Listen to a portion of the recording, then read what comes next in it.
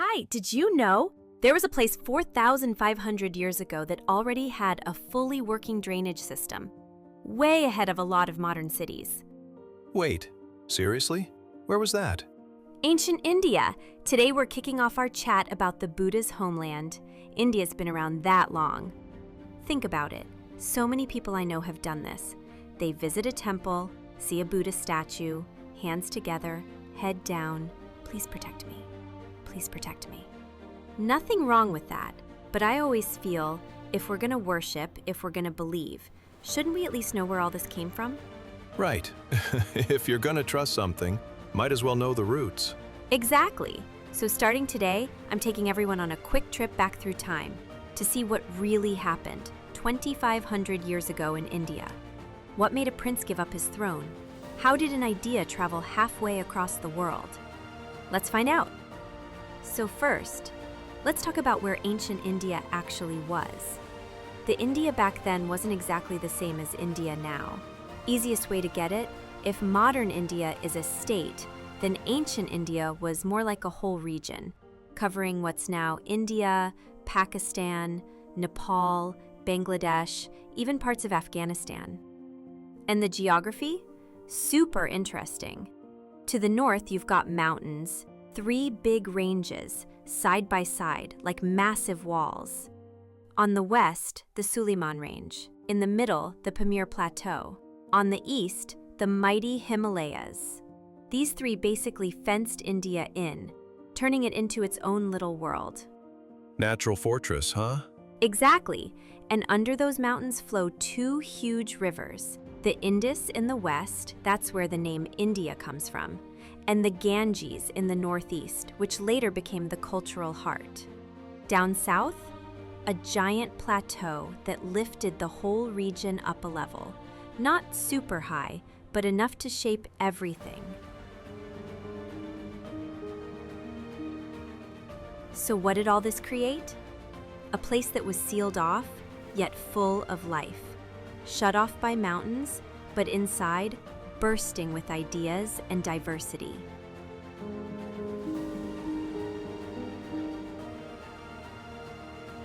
Then came the first real spark, about 4,500 years ago. While our ancestors were still figuring out farming, the Indus Valley had already built cities that'd blow your mind. 2 main ones, Harappa and Mohenjo-daro. Each could hold tens of thousands of people, whole streets laid out in grids, working drainage systems, public bathhouses, massive grain storage. They had it all. Wow, that's pretty next level. Right? And when archaeologists dug these cities up, they found all kinds of clues. Standardized bricks, so they mass-produced building blocks. Beautiful seals, so they traded. But here's the twist. No giant palaces, no huge temples. What does that tell us? Probably a society that was pretty equal. No super king, no super priests calling all the shots. Some people think these cities faded because rivers shifted. Some say climate change. Others think maybe there was an invasion. Either way, the world's first city people left behind a mystery. And speaking of invasions, this is where things really flipped. Around 1500 BCE, a group of nomadic tribes from the Central Asian steppes crossed the mountains and moved into India. They called themselves Arya, which basically means the noble ones, and they brought 3 big game changers. First, horses. Back then, riding on horseback was like rolling out the first tanks. Second, iron. While others were still forging bronze tools, these guys were already swinging iron axes. Third, and maybe the biggest one, they brought a whole new social order. They pushed out the original people, settled the northern plains, and started a new chapter of life there. So, classic conqueror vibes, huh? Totally. But that was just the beginning. Here's the twist. The Aryans were nomads, wanderers, but the Indian plains were so rich and fertile, they couldn't help but settle down. And once you settle, you farm. Farming means wealth, wealth means rituals, rituals need priests, priests need knowledge to pass on, and that's how you get the Vedas, the oldest layer of India's sacred texts. So what exactly are the Vedas? Think of them as the Aryans' ultimate encyclopedia, packed with hymns, ritual instructions, myths, and early philosophy. But the really big deal is the core ideas buried inside. First, karma. What you do has consequences.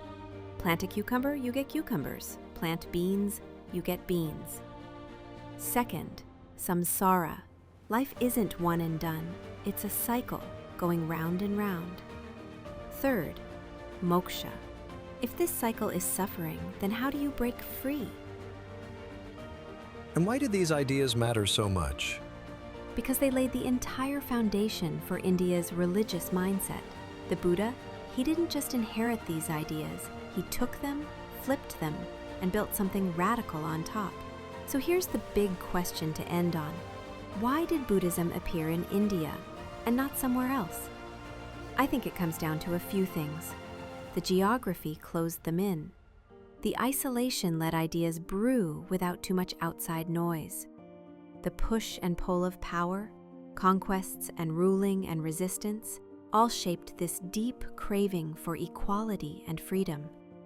The soil of ideas, karma, samsara, moksha, all of it laid the groundwork for the Buddha to show up. Yeah, all those pieces fit together just right. So that's India's childhood, from the first bricks of Harappa to the Aryans riding in, to the Vedas taking shape. All these layers were the warm-up, setting the stage for a prince to wake up. Next time we'll talk about him, who he was, what made him walk away from it all, and how he asked the questions that changed half the world. Remember, this is Wandering Dharma, the Buddha's early years. My goal is to keep you listening wide awake, not nodding off. I'm Ivy. Thanks for joining us. And I'm Kai. Don't forget to follow the channel. See you next time.